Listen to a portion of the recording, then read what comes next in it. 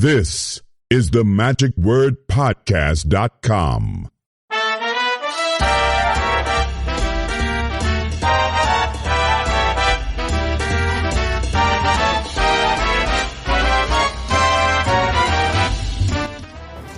So now we're into day 3 of the convention, about to begin. We're going to be having a lot more activities. We've been reporting on all the stuff that's been going on.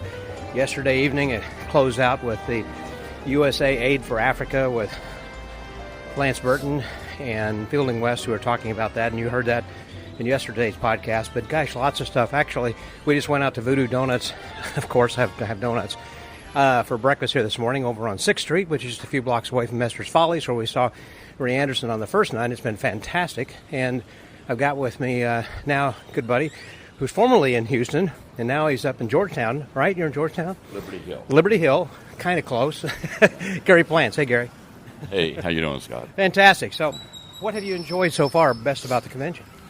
Oh, just everything. All the speakers were great. Yeah. I mean, seeing Trixie's talk, and then the talk on Doug Henning, which, you know... Oh, Chip did a great job. Chip, yeah, he did a wonderful job. He brought costumes, and then he gave everybody a poster. Yeah, and I just bought that poster about 2 months ago for $35. You did? I did. Yeah, for real. I got it framed already. It's on my wall. I would think you're about to run out of room on your wall for frames. I've seen your pictures on Facebook. Yeah.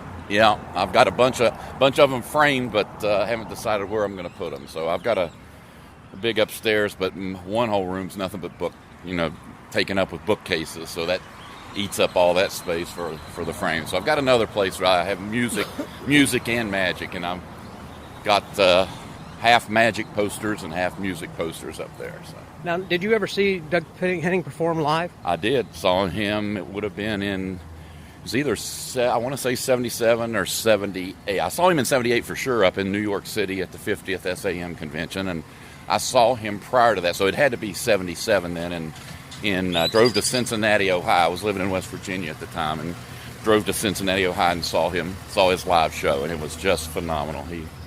He was definitely what inspired me to get into magic. Is that right? Oh, yeah. Now, wait a minute, because you were in Bluefield and grew up with... Charleston. Where?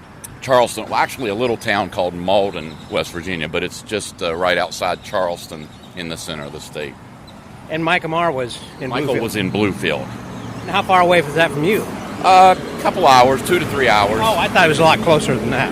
No, I met Michael the very first magic convention I ever went to, which was in 77, and there was a little get-together in Parkersburg, West Virginia, and Michael was performing there, and that's when I met him, introduced myself, and Michael and I went to the convention up in New York City in 78 together, strictly because Di Vernon was going to be lecturing there, and we both knew, and this was 1978, we both knew he was going to die any day because he was 80, I think 84, 85 at this time, and so we jumped on a plane and flew to New York City to see the professor lecture, and it was everything you thought it was going to be? Everything plus. Yeah, he started at midnight. His lecture was he always had a late lecture usually, and they actually security came in and shut down the auditorium. This was in the Waldorf Astoria, and they came into the place we were having the lecture and shut it down. Now, by this time, it was about 4 a.m, and Vernon just says, well, let's just go out in the lobby and sit down, and we'll keep going. So he went out. We went out there, and he went on for about another hour and a half. That sounds like something Harry Lorraine would do. Yeah. Well, I met Harry Lorraine for the first time at the same convention. Wow. That convention changed my life. I mean, that was David Roth was there, Darwin Ortiz, the Amazing Randy. I mean, Penn and Teller when they were the Asparagus Valley Cultural Society. Doug Henning was also there. I saw him there, and was he performing or I think he did do the newspaper tear, but he went up on stage between intermission at one of the shows and sat with Di Vernon, and because he had just studied under Vernon. Yeah, from Castle. Right, and so they sat there and they talked. It was supposed to be about a 5-minute talk, and I think it turned into about a 45-minute talk. It was very long. So the second half of the show was starting at about 11:30 p.m. Of course, there's a bunch of old timers there, so most of them were getting up and heading off to bed. Right. And so it was, and then that was, again, saw Teller do the Rose illusion up there. Really that far back? I didn't know he was doing it that long. Yes, he absolutely did. Huh. And so, yeah, that was a wonderful time. But, yeah, this convention's great. It's a lot of new faces for me. A lot of the collectors I don't, not familiar with, but lots of old friends. So I've had a wonderful time. Anything that you bought or found at the dealers? I bought a Zany Blaney's collection was being sold, so... Yeah, Shannon is here, his daughter. So I found a Del Rey letter to Zany Blaney, which I'm a big Del Rey fan collector, and bought that. I also bought a book, Irving Desver photograph book that... Believe it or not, I picked it up. I've got 4 copies of this now, but all for different reasons. This one had tipped in 2 letters from Irving Desver to Zany Blaney, but it also had a very unique photograph that Irving had taken of Doug Henning, and Zany was in the picture. So he printed off a copy of that and sent it to Zany Blaney. So in the front of the book, it's tipped in. So wow. that was quite nice. And then I had several pictures of Walter, 8x10, old 8x10s from TAOMs and things, and I picked those up. And then he also had a big stack of photographs and TV shows that he was on that he had digitized and put them on DVDs, and they were like master copies. Wow. So I bought those from him, and we'll take a look at those and see what those are like. And a few other things. Yeah, it's been, it's a treasure trove, and people are starting to get rid of some of their things, and rightly so. I should be getting rid of some of my stuff. But the fact they do have a very full room, and there was one guy, Trombley, I think was only here for a day or two, selling some posters. Right, yeah. Yeah, he had one poster he was asking $15,000 for, one of the Thurston posters. It was very, very rare. So you got that one? Oh, yeah. No, not hardly. I would love to have it, but out of my price range. Yeah. The sessions have been really good. Also, Roger Dreyer talking about Al Flosso. Yeah, that was great. I actually met Jackie Flosso one time when really? I was in New York City in '95 visiting with Bill Kalush, and he took me over to Flosso's. And there was a guy there named Stanley Palm, who was a big collector, and he actually sold me a beautiful 8x10 of Nate Leipzig for $5, and he had it at home, and he mailed it to me, and it's in my collection now. It's just fantastic. It's not signed; it's just a photo. The reason I wanted it was I had just recently purchased a signed Nate Leipzig photo, and this one was completely different. So I have both of those framed side by side on the wall. So the one I bought for $5 wasn't signed, but very nice. Lots of good stuff, and we're learning a lot here then, too. Not only getting to touch history and learn from people who are history. I mean, for an example, when Mike Caveney was talking to John Daniels' wife, Kathy, about his career and the book they've got out then right now, very interesting as well. Did you ever see John Daniel before? No. I hadn't either. Not that I recall. I thought it was interesting that Mike's doing a Sawing a Woman in Half Part 2, apparently, right? Yes, he is. Yeah, he said he had more material, and so he's thought it would make for a nice supplement. So, I chatted with him the other night, and he said it's what he's planning on doing. Well, good convention, a lot of fun.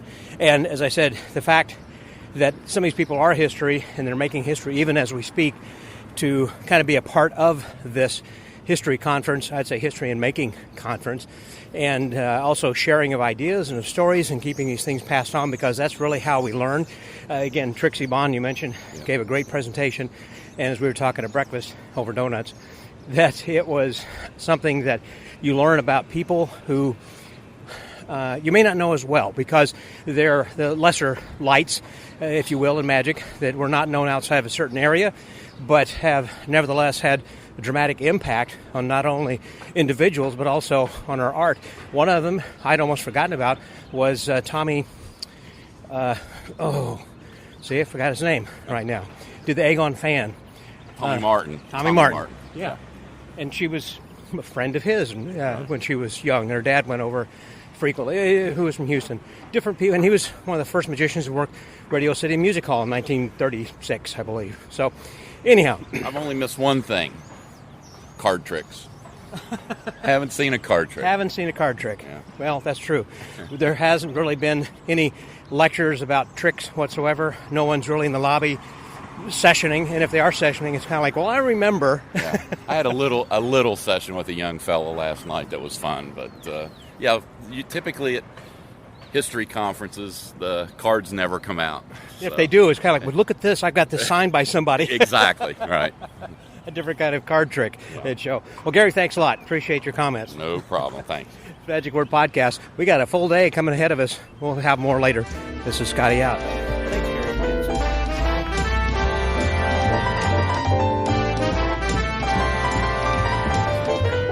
We are now about to begin the first activity. I don't know what session number 3 or something, I believe, or 4. But nevertheless, I think we're going to be having Marcus Holstein talking about Dorny. He's got a bunch of stuff up here of Dorny's that he's painted, followed by some other people. I know Nick Lewin's going to be... Lance Rich is going to talk. We gave a great one last year. But when we were in Las Vegas, and speaking of Vegas, I'm here with a person who you know from being in Vegas and all over every place else.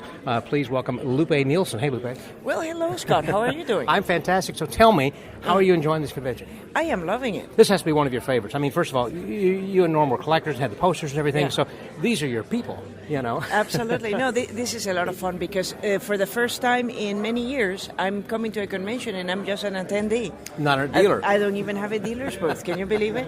So No. I can get to chit-chat with you. That's fantastic. And not worry about after a certain thing is over, or running back, or Yep. whatever. Then So now I'm just hanging out with the guys, so it's pretty cool. So you're doing a lot more kinds of woodworking and everything, I'm assuming? Yeah, lately I've been doing a lot of more woodworking. As you know, Norm and I used to collect posters.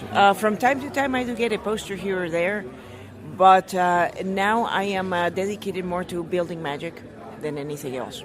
Are you doing mainly special requests, or are you kind of fulfilling your inventory? I know you're doing like latex doves and all that, still in bottles and whatnot, but... Just fulfilling my inventory. Okay. It is very tricky to do customized work. You have to really be set up for that. Mm-hmm. Simply because when you do a custom jobs for clients, you cannot keep track of inventory. And most it people slips away quick.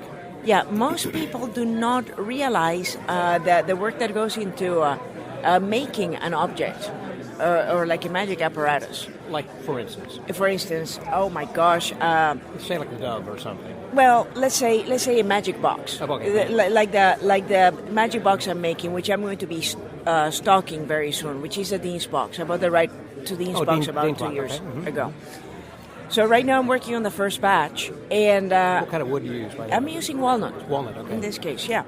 And what people do not realize is the amount of work that goes into these, particularly in the research and the development of the trick. You have to know exactly where you're going to drill your holes or where you're going to put things to make them look proportional, to make the trick work, to make the whole construction of the effect work perfectly.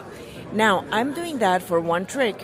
I'm making multiples of it, which makes it far easier. Right. But imagine if I had to do the same process for one item at a time. For a custom-made thing. Or a that would be custom-made so thing. expensive. It would be extremely expensive, and for the most part, a lot of magicians are very frugal.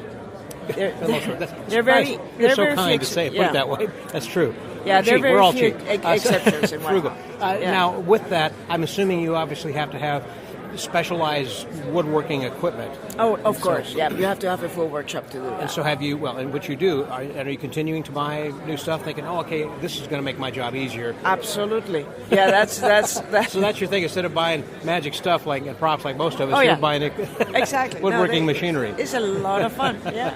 I know you go to conventions with my buddy Dick Olson, and you attend classes to learn things, but also they have dealers, I assume, kind of like they do at Magic, so that way they show them machines and whatnot they're selling. Exactly. Yeah, it's just like a magic shop. Yeah, like a magic, but it's much bigger because it's a more popular market, sure, more popular activity. Yeah. So. And with that being built and those keeping an inventory, I was going back, I keep saying the doves and the bottles. How many would you say of the doves have you sold overall? rubber doves? I have absolutely no idea because Norm started making those doves, I would say, in the 1960s. Yeah, okay. And then he made them in the early in the 1970s, and then when he went to Europe. So Norm sold his business for about 10 or 12 years. And the fellow he sold it to ran it into the ground. He didn't really maintain Neilsen Magic as he was supposed to. And then when Norm came back from his long stay in Europe, he bought his business back. So at one time we used to make probably 2 batches of latex doves per year. One in the spring, one in the fall. Now you say batches. What is that, like 100? Probably 200. 200, okay. Each time. And they sold a lot simply because magicians were doing birds at the time. So imagine all these years, we're selling probably about 400 latex doves a year. Right. Now, and that's a very tiny market. I mean, 400 latex doves a year is nothing, but for the magic market is a good amount. Yeah.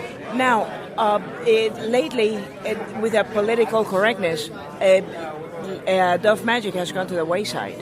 I hadn't thought about why it is, but you're right. You don't see many new dove workers coming in. You've got Joseph Gabriel and a lot of other people who are out there working, and old dove James acts. Samara, same dove act, but not a lot of entry Not at all. into the market. I don't think the millennials or the Zers are going to be performing too much doves simply because of the cultural trends of the time. Interesting. So now I make a batch of doves probably every 1.5 years. And it's fine. So what about bottles? Are you making latex bottles more? Or? Making bottles from time to time, that is also reducing a little bit. And now the pandemic is making things difficult because and the supply chain too, I'm sure. The supply chain, the manufacturers of the material for the bottles have gone out of business. So we've been scrambling for the last 6 months to find a new supplier of the material. Yet. So you've got some back orders, I'm assuming. A lot of back orders, but still trying to find that right supplier for the material, the plastic material. And again, times have changed. Environmental concerns, ingredients in the materials. Wow, a lot of little things. That is amazing. Yeah. What an insight. Holy cow. Yeah. Huh. But wood will be something that will last forever, I guess, as far as people wanting to buy and having an interest in good quality woodworking. Good quality prop and whatnot. Right, furniture and everything. I know you made some tables also that was for the magic book. That was, what was that called? For the Keller table. Yeah, Keller table. Yeah. How many of those did you make? Those are limited supply. I made a limited edition of 12 in mahogany. Okay. And now I told all the people that bought that mahogany table that I will not make anymore. Simply so that they can have it as a collectible item. Pretty exclusive, right. So now the next edition is in cherry. Oh, you're going to make another 12? Yeah, so I'm making a few more in cherry. But this table, I give full credit to Eugene Berger. Really? Many years ago, well, probably about 8 years ago, went out for dinner with Eugene. And he says, well, what are you doing these days? And I was telling him, I'm making furniture, is a hobby of mine and whatnot. Yeah. And he said, you know what would sell? The table that is on front of the Taschen book with Keller on the cover. Right, it was from that poster. Yeah, so that was the inspiration to make those tables. Wow, influenced by Eugene. Anyway, yeah. About that. It's good Thanks to so see much, you, Scott. Lupe. Good seeing you too. So we're getting started. So for the Magic Word Podcast, that was Lupe Neilsen. Scotty out. Time for Bill.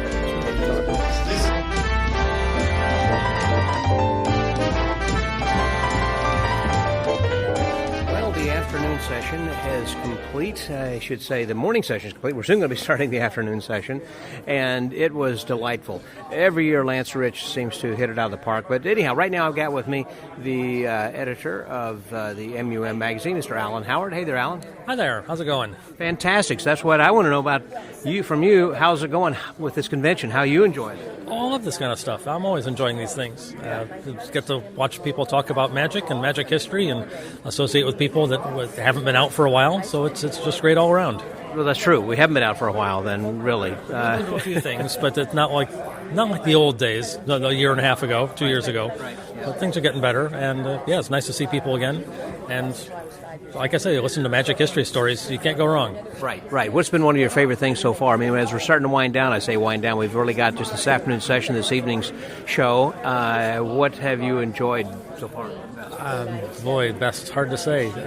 Trip Romero's presentation on Doug Henning was great. I love Trixie Bond's history of Texas magic. That's probably the highlight for me, is all the Texan magicians. Hadn't realized how many magicians have come out of this state here. And those are just the ones who have intersected with her life. Right. When you stop to think about a lot of other people, but just her, that's true. Yeah, and then again, she talked about just the ones who are no longer around. There's certainly plenty who are still out active and working, too. Yeah, I like that when she was saying, if you think you've contributed to magic and you're not listed, it's because you're still alive.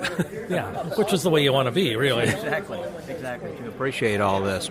It was a great presentation. Have you bought much? I see you got a poster there or whatever. Yeah, I got some Walter Blaney collectibles, and I bought a few books, and someday I'll have time to sit down and read them.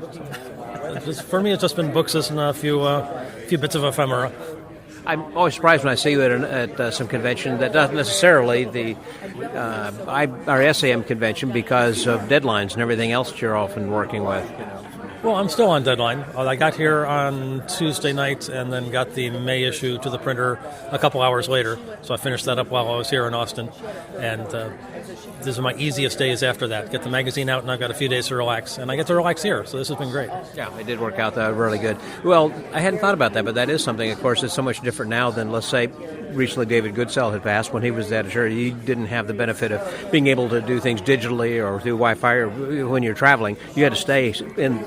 Yeah, that's the advantage of these days. I can be pretty much anywhere as long as I have internet and an airport for some things. But yeah, they carry the laptop computer, and I can be in Austin, I can be home, I can be in Europe, wherever. It works just the same. What do you think will be a collectible in the future then? I was just thinking about that, Since a lot of things are digital and you have video and things that are put out that you can watch whenever that are on YouTube, or things that are magazines and books that are published digitally or whatever, we have all this ephemera. Talk about posters and books and things like that, or magazines and whatnot. What will be collectible, you think? Yes. Probably just the same stuff we're collecting now, and it's going to be even more rare. You're going to see probably fewer books being published. I hope that's not the case. So those continue to be collectible, and I guess it's all NFTs. I was about to say NFTs. Non-fungible stuff, which I know nothing about. Roger Trier started talking about that the other day, and then the video kind of cut off. So people were thinking in that direction, but I'm not one of them. I don't know anything about it yet. I kind of put that in the realm of Bitcoin kind of a thing. It's something that is in the cyberspace. Yeah, it's hard to define. Yeah, something that my friends know about, but I don't. I just can't follow that kind of stuff. I'm too busy putting stuff on paper and making physical items. Have you greatly reduced the number of physical copies for the M.U.M. from what you had, let's say, I'm sure for 10 years ago? Yeah, there are plenty of people who are preferring to get it online or a digital edition now rather than on paper, and either preferring to get it that way or not wanting to pay for the extra expense to get it on paper, because we do have a couple different options when you're in the SAM, whether you want it with the paper magazine, or you can pay a little bit less and get just the digital version. So it's about, I guess it's going that way, heading toward the digital direction. Well, that is certainly a hard thing, I would think, to continue to publish a hard copy with, again, digital being available. However, it makes it easier, on the other hand, to send it to members overseas, let's say. Sure, yeah, it saves a lot of time, and it saves a lot of print costs and postage costs. Yeah, the digital edition is out. It's been out since, I think, April 25th, 24th, something like that. We put the digital online, and it's now, what is today, the 15th? And I still have not received my print magazine in the mail, because the Postal Service is having some problems, I guess. So it used to. You mean March 25th, not April 25th? You said April? Yeah, March 25th they got the April show out. Yeah. I can't keep track of what month it is. You're always thinking ahead, aren't you? Yeah, but usually I get. You're a future man. Yeah, I'll go with that. No, usually I finish a magazine and I get it off to the printer. I've already seen the previous issue show up in my mail, and this month it hasn't happened yet, so I'm still waiting to see it. Do you have some advertisers who say, I want my ads to appear in the digital edition, but I'm not necessarily interested in paying for physical, or do you just have like one rate? In other words, you have an ad that runs and it goes in the magazine, whether it's in the digital or the print? Yeah, just one rate. They may have done something different in the past. I know they had ads on the online version that I had not seen, not necessarily on the magazine itself, but on the SAM website. But I don't know the details on that because I just do the print stuff. Yeah. And then I get all the digital stuff over to Bruce Calver, who puts it up online. Right. And that was my last question, was just Bruce is the guy, I guess, who does that. So you have to have someone else who is the digital publisher. Right, yeah. We get the magazine all digital over to the printer anyway, so it's already on PDFs, and we've got links in there. And Bruce is just the guy who puts it up online and makes it all work. That's great. Well, you're doing a great job. The whole staff is. It's not an easy thing to do, I know. Well, I'll make sure to tell the staff you said so. Thank you. Well, thank you. I appreciate it, and thanks for having me on the cover in November. I was an honor. And thanks for that. I can't believe it took that long. Someone should have done that well before this. But glad we're the ones who finally take that jump. Well, thank you very much. So I'm glad you're enjoying the convention, and look forward to the next one, because next day just announced next year is going to be in Cleveland. In Cleveland, my hometown, so this should be fun. So you'll be there? I will be there as far as I know. That's the plan. Yes. Well, you're a future man. You should know. In that case, I'll be there. So for the Magic Word Podcast, that was Alan Howard. Scotty out.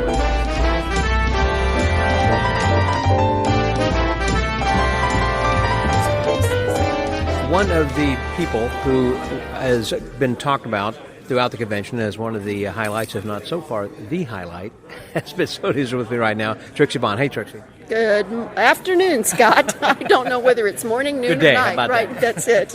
Is the sun still shining? That was a phenomenal presentation that you gave, and it's a great way to kick it off since it's in Texas for the presentation. And I know you had a ton of stuff, and a couple of people have asked me, I hope she does a book out of this.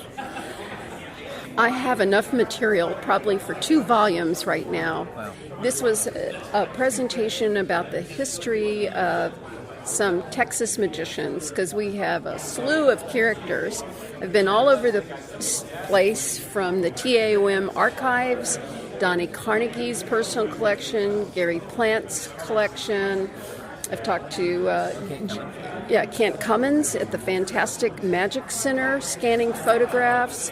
And Jerry Guire was very helpful with the story about Presley guitar. So these are all magicians that have passed that I have known in my lifetime. So it started with the death of Willard.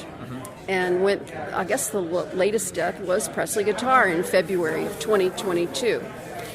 And there was more than I could ever talk about in 40 minutes and give some kind of personal story to it.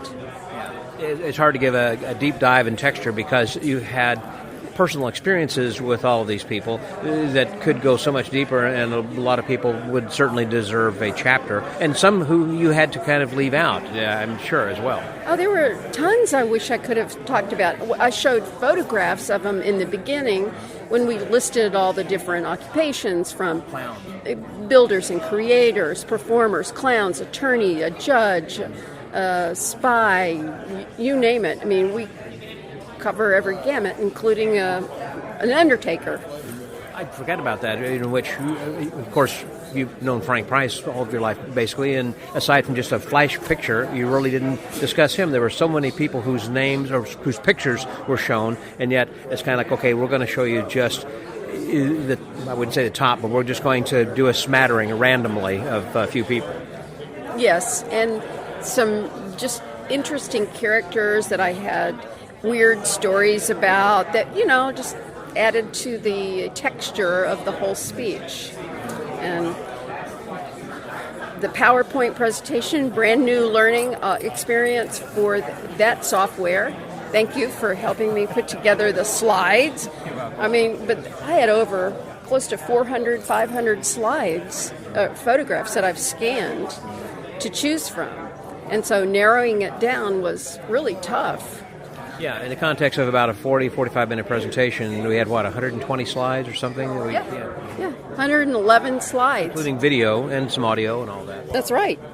So it was tough to choose from. And I've made some deeper friendships exploring these different stories. for example, Bill Cyrus's granddaughter, I met through Facebook.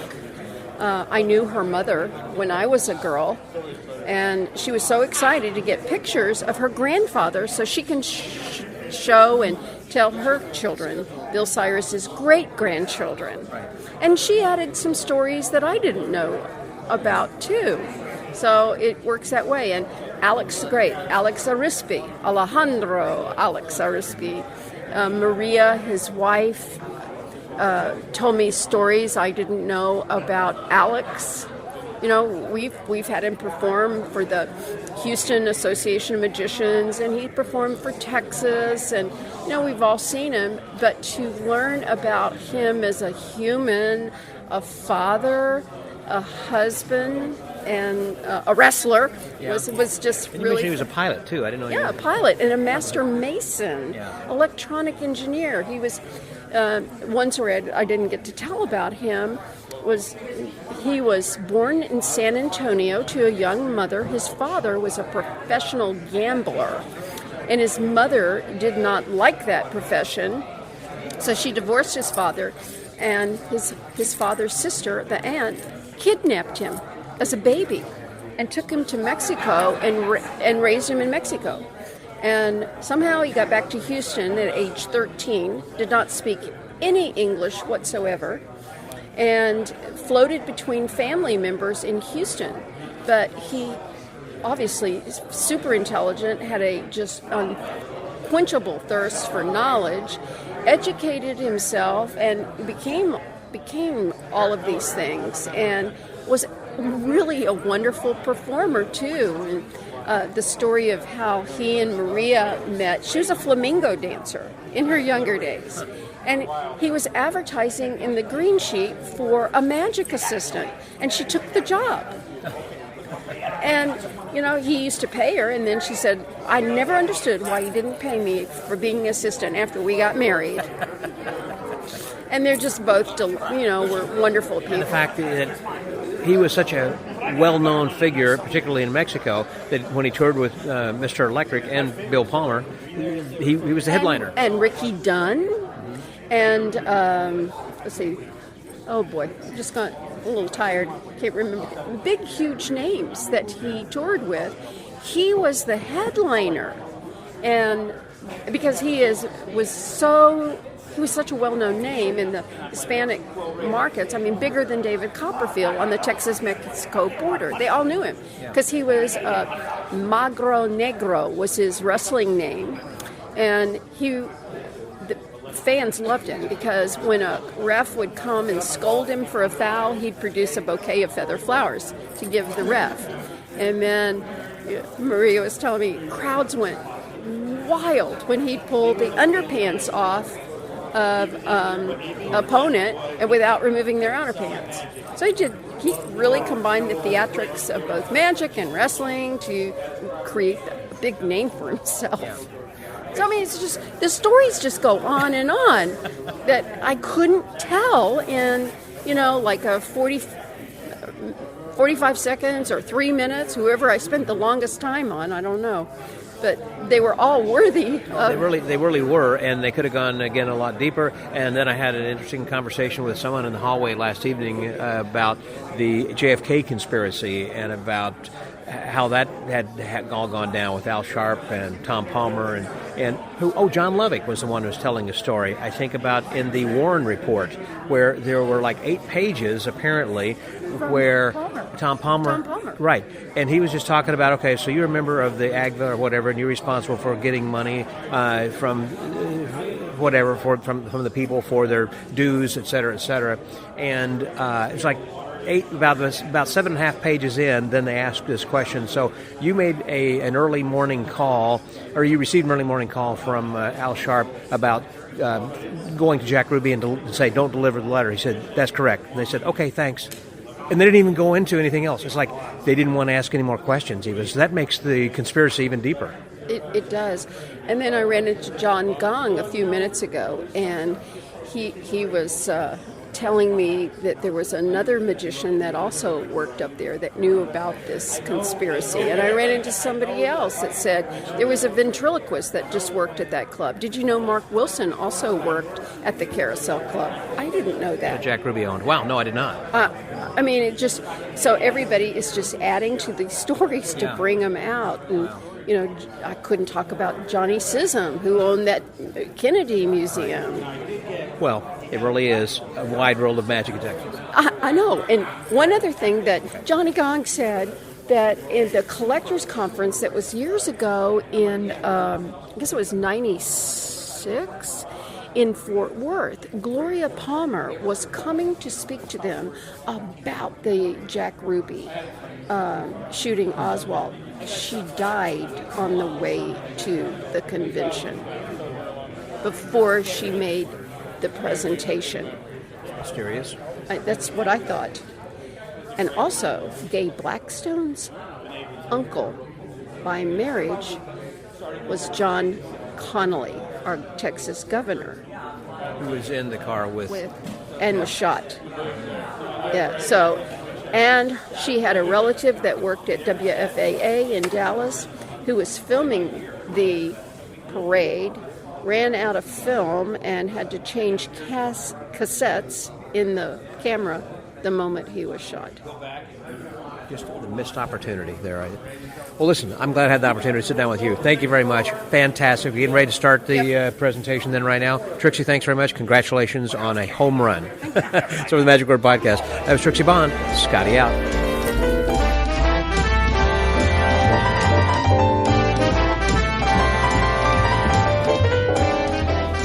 One of the presenters this afternoon was Mark and Sue Holstein, who were talking about Werner Dornfield, better known as affectionately as Dorny, and it was a great presentation. And here he is, Mark Holstein, by the way. Thank you, Scott. I appreciate that. It was a lot of fun to do. Because you have got a lot of stuff, and you got it on display in your house also. No, some of it is, but, you know, the bigger things are not, obviously. But, yeah, Sue's dad took care of Dorny in his later years, and so when he passed away, we inherited those things, so we're their current caretakers, and we thought folks would enjoy seeing them, so we brought them down. Because that was lovely when we had the Collector's Corner one Sunday night in which you had all the things all set up and pulled out, and they went through your home, and that was an awesome one. Thank you. Well, we tried to recreate that here. Of course, at home, we just had to move it a few feet from the garage into the foyer of the house. Here, we had to rent a cargo van to bring it down, but it was fine. It was our pleasure to do it. Yeah. Well, there is such a rich history of magic in Texas, and a lot of people who have access to these kinds of things, and like Nick Lewin was talking then about Ken Brook and his mentor, and a little bit about Billy McComb and everything. So it was kind of interesting. We got, even though that he's not from Texas, he lives in Austin, so that makes it handy. That's right. No, Nick and Susan are great friends of ours. Sure. We see them as often as we can. But I think the whole convention has been amazing. I think every one of the presentations has been absolutely terrific. So what would you recommend as far as... I know most magicians are collectors of something. And this is a convention that gets moved around the country. Next year will be in Cleveland. Yep. Why would people need to come to a convention like this? Well, I think if you're a magician, the history of magic matters. I think we all stand on the shoulders of people come before us, and there really isn't anything new in magic. And so having a grasp and an understanding of the history, I think, makes you a better magician. More importantly, I think it's just really interesting and fun. I mean, the stories of our predecessors and what they went through and what they did, it's absolutely fascinating. So if you like good stories, this is the convention for you. It really is, and I also just like the laid-back feeling of this because there is a morning session and an afternoon session and then an evening show, and that's basically it. Yeah. There are not a lot of lectures per se. They're not teaching things, and the dealer's room's open in between with a lot of artifacts you can buy, and so people sharing their collections, trying to move them into the next hands of the next collector. No, completely agree. And the other thing I would say is this is not a group where they're going out of their way to try to impress each other. You go to an ordinary magic convention and, hey, let me show you the latest trick, let me show you what I can do that you can't do. There's none of that here. This is really a family, and I've been attending collectors events since I was 16 years old, and they've always been my favorite magic events. Well, you probably did go back in Chicago back when Jay Marshall was putting these things together. Yeah, I talked about that this morning. They were at Transfiguration Church, which was Fran Marshall's church, down the street from Magic Inc. The dealer's room was in the back room of Magic Inc. And fortunately, I lived in Chicago, but everyone stayed at these two really seedy hotels down the street. Let's just say there were other businesses going on in these hotels other than people attending the collectors. But I go all the way back to those. And, every year Harry Blackstone was there. Every year Ricky Jay was there. And you think about how unusual it was. You're in this very modest setting, right? A neighborhood church and the back room of Magic Inc. And the big stars of magic are all coming out. There's a reason for that.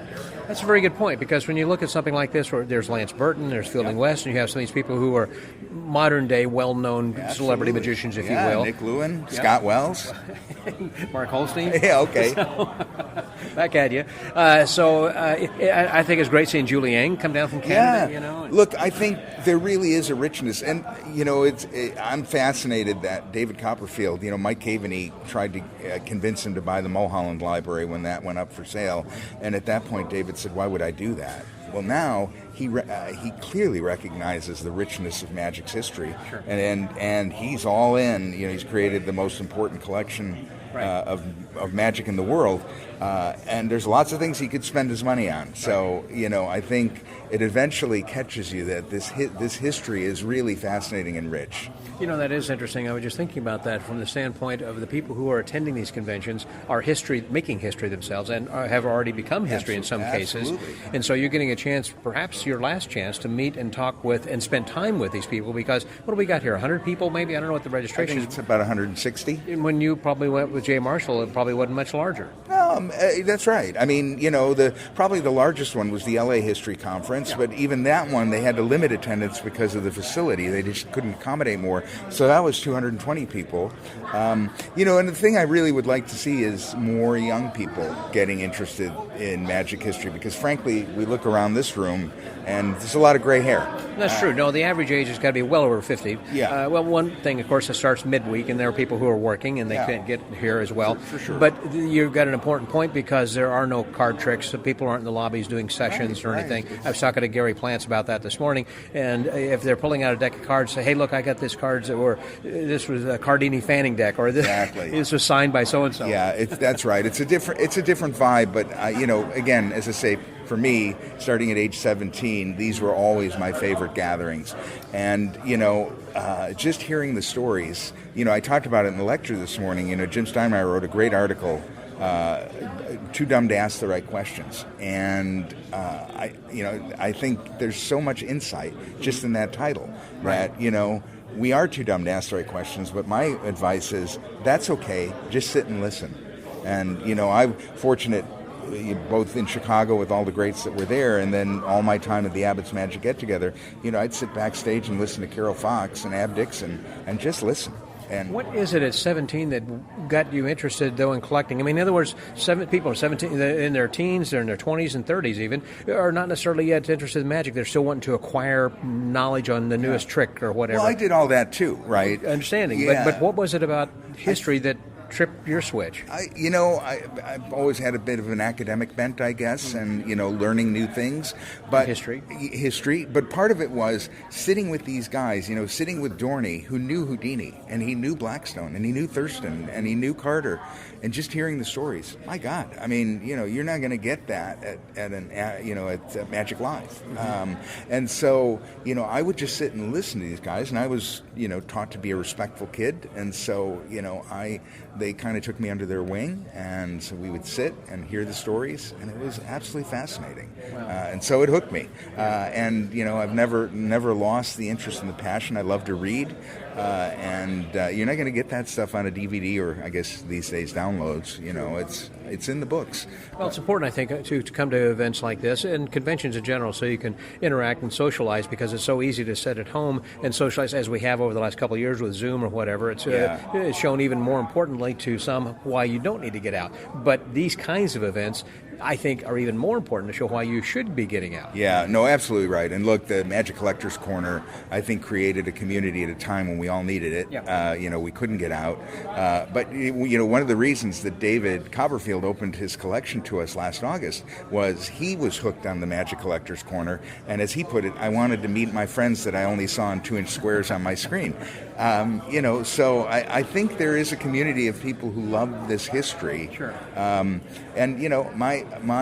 really would encourage young guys and ladies to get interested in that. Read the old books, because there's a lot of gold there.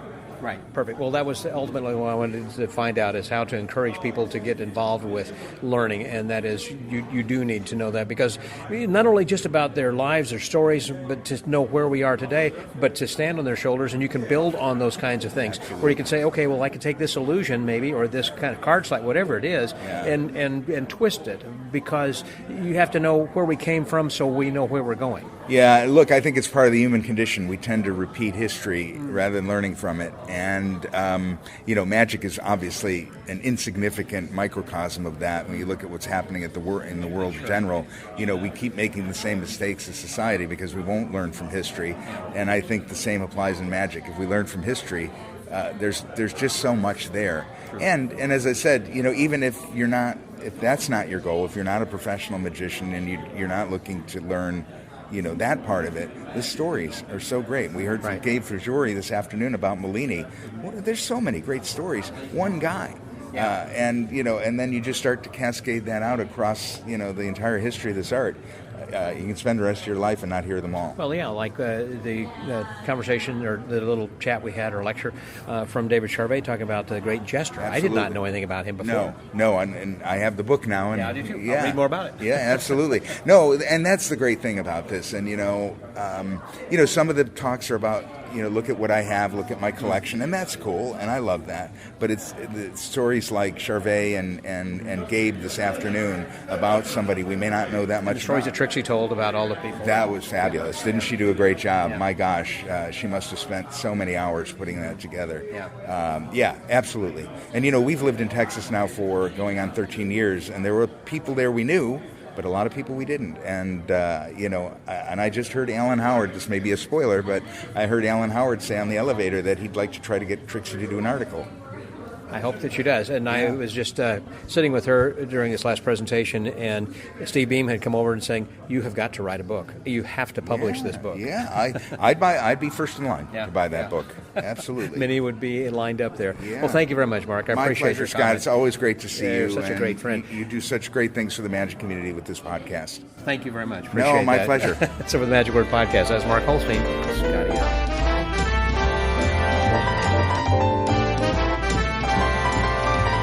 And we're here with someone who is probably taking a sigh of relief. We started our first day in talking with Bill Smith, the organizer, and we're finishing it off with him, and he's now seated. Your first day you were standing, and now you're seated. Seated.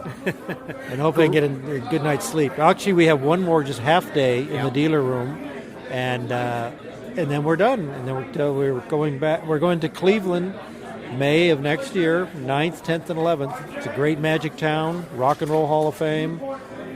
Great couple of collections. We're going to see Dr. Bruce Averbook and Tim Leganke. We're going to bus them to their homes to see their collections, and we have some special surprises.